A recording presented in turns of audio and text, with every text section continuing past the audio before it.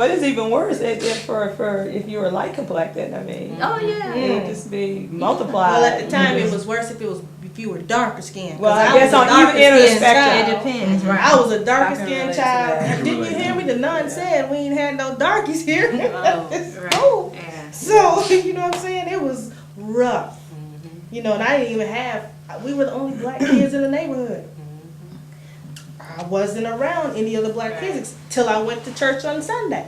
Yeah. You know? And then most of my friends who were in churches came from the, what we call like the lower end. It was SES though, but it was the lower end where we stayed, you know what I'm saying, in the city where we stayed. But I didn't see them until, you know, we went to church. I mean, yeah, we were the family that went to church 7 days a week, but I mean, I 8 wouldn't. days, it was only 7 a week. Be quiet.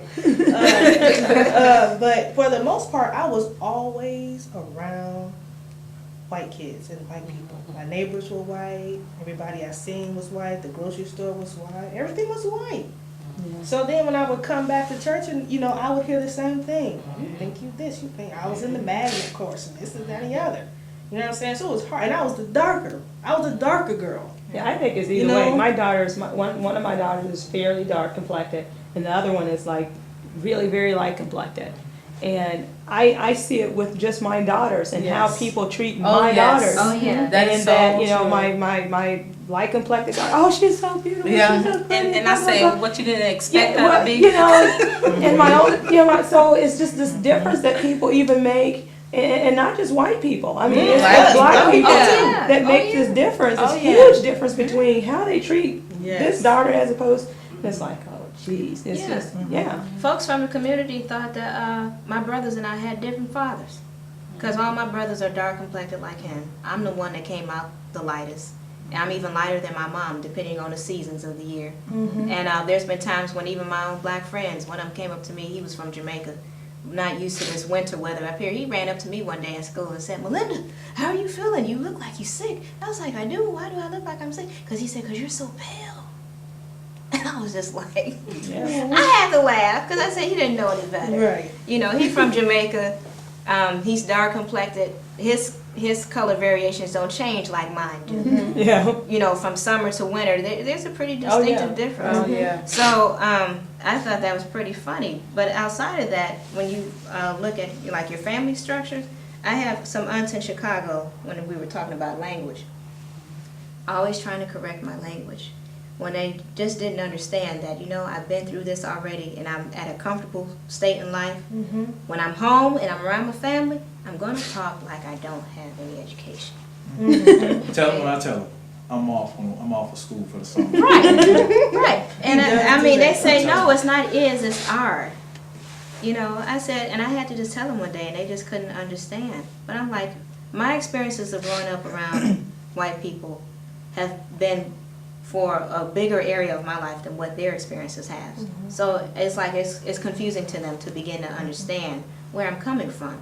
But if you go through it long enough, you're going to get tired of just trying to, like you say, wear all these different faces. And I'm you have to tired. come I to ain't a gonna point to where you can relax and just let I am loose. so tired. Yeah.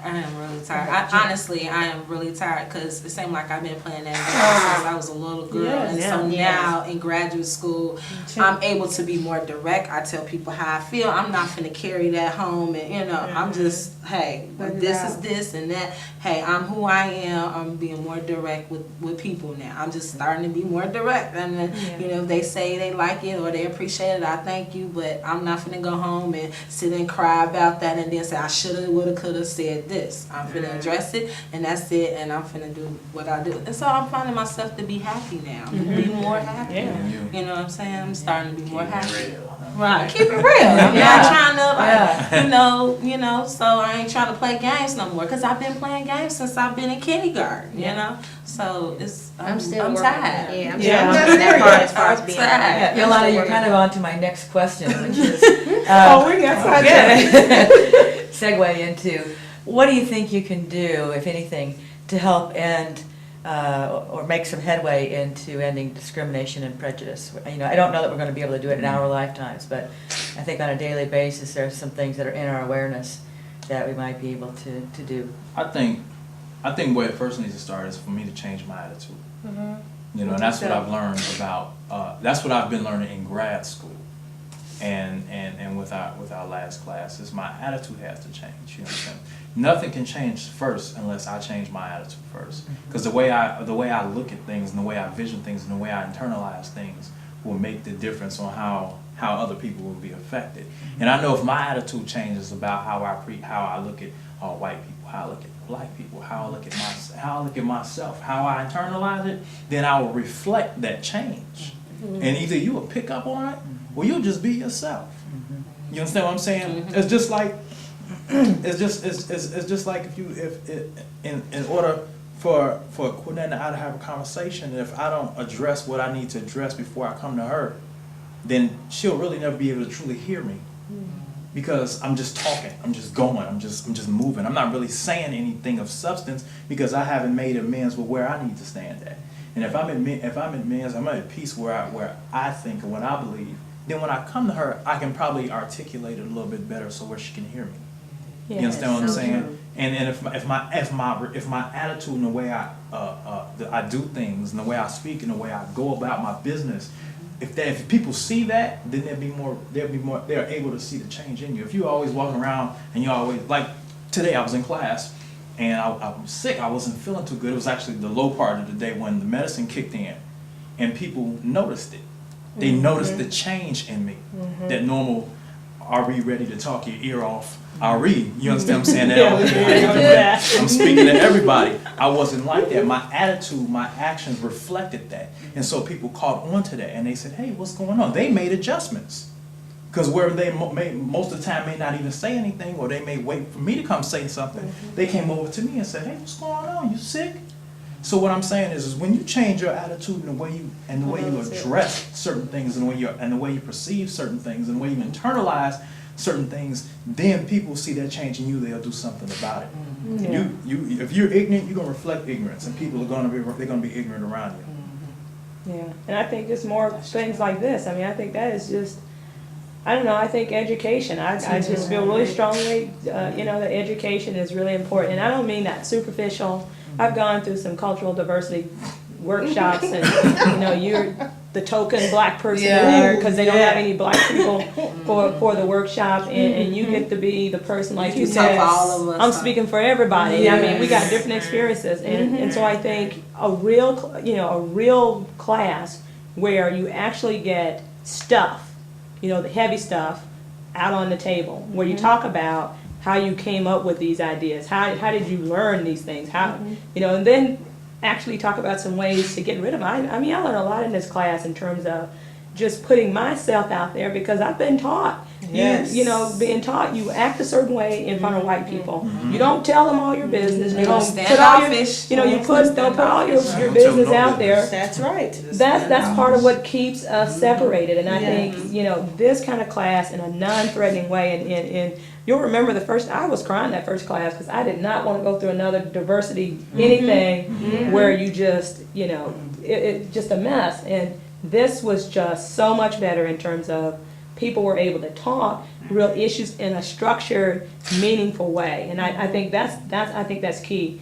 Doing multicultural types of things that are useful. Productive. Thank you. That's what I'm looking for. And I think that's better for us and I think it's better for white students. I think they were able to benefit. I think we learned something. Most cultural diversity workshops I've been in, and I've been in a lot of them, I leave out with nothing.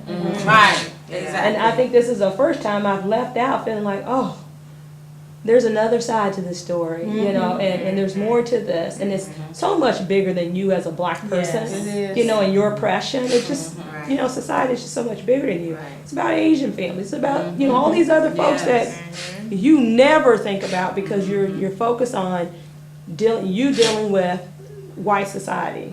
And I think that's what this kind of class does. I think it needs to be done a whole lot earlier. But I think I think that's key. I think it's, I agree with Ms. Peppers when she was talking about how this class has such a big impact. When I think about that, I think about how W.E. Du Bois talked about the talented 10th and going back and teaching the ones that don't get to know. Yes. And I think that's kind of like on a broader scale, that this is what these types of classes do. And it was very productive because you had the professor, you could tell that the professor was an ally for the cause of all nationalities, all ethnicities, all backgrounds, all histories.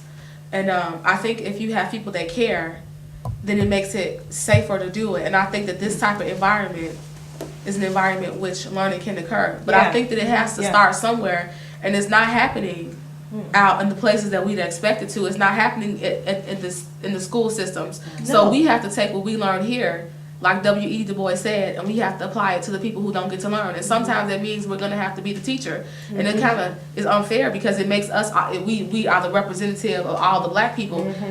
But you have to understand that to some degree, we owe it. We owe it Give to back. teach because somebody else had to teach us. Yeah. So we have to give back like they gave back to us. And I think that it starts here. And we're learning here. So now we know how to do, we know what to do. This has worked, so we know how to work it. And I think that they need to keep implementing things like this. That's it. Okay, go to next. Yeah, what I was gonna say was, I agree with everything that everyone has said. And what I was thinking here as I was listening to the question being asked was just, not only just learning for yourself, taking it upon yourself to challenge yourself to be that teacher, even when you don't wanna be. Right. Because sometimes we get to a point where, it's like you said, I'm tired. And then you honestly are tired. But not only just being that advocate or what have you for my colleagues and people that I work with in a professional arena outside my home, but I also have to be that advocate within my home Definitely. and amongst my family members, because there are some things there that, they know about it, but they don't really sit there and, like you said, think deeper about it. Challenge yourself as to say, well, where it all came from. Why do I think this way? And could it be different? We'll have to end there. We're about out of time. But that was so wonderful to hear the thoughts that you had to share today. And I'm sure that I think people of color will appreciate what you shared here today, as well as majority culture. And I think it's something that we can all learn from. And I really, really appreciate your honest, open comments, as I have all semester. And appreciate your willingness to stay late tonight, make this date, so that others can learn from.